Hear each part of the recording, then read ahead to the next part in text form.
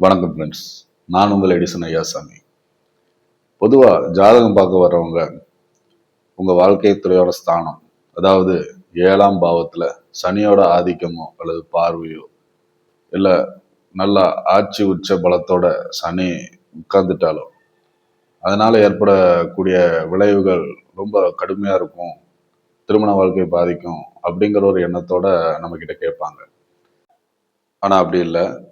நாம் சனியை பற்றி நினச்சிருக்கிற எண்ணங்களுக்கும் கருத்துக்களுக்கும் மாறா வாழ்க்கை துணை மூலமா நல்ல பலன்களே கொடுப்பார்.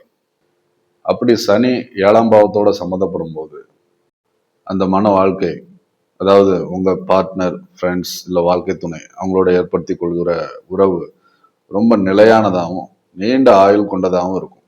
அதாவது சனி ஆயுள்காரனா வர்றதுனால மெதுவான தன்மை கொண்ட ஒரு கிரகம்ங்கிறதுனால அதுல ஒரு மெச்சூர்டு இருக்கும். விவாகரத்து போன்ற பிரிவுகள் ஏற்படுத்துறதுக்கு ரொம்ப யோசிப்பாங்க உங்க பார்ட்னர். வாழ்க்கையில வர்ற எல்லா சவால்களையும் மெச்சூரிட்டியோட எதிர்கொண்டு குடும்பத்தோட அனைத்து பொறுப்புகளையும் ஏற்று நடத்துவார்கள். அர்ப்பணிப்பு உணர்வும் கட்டுப்பாடும் அதிகமா இருக்கும். ஒரு வாக்குறுதி கொடுத்துட்டாங்கன்னா அந்த ரிலேஷனுக்கு உண்மையோட இருப்பாங்க.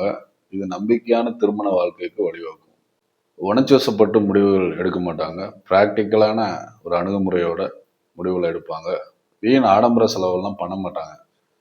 குடும்பத்தை சிக்கனமா நிறைய சேவிங்ஸ் பிளானோட கொண்டு போவாங்க. நியாயமான நடவடிக்கைகள் இருக்கும். ரொம்ப டவுன் டு எர்த்தா நேர்மையோட இருப்பாங்க. சோசியல் ஆக்டிவிட்டீஸ்ல மற்றவங்களுக்கு ஹெல்ப் பண்ற டெண்டன்சி இருக்கும். நன்றி.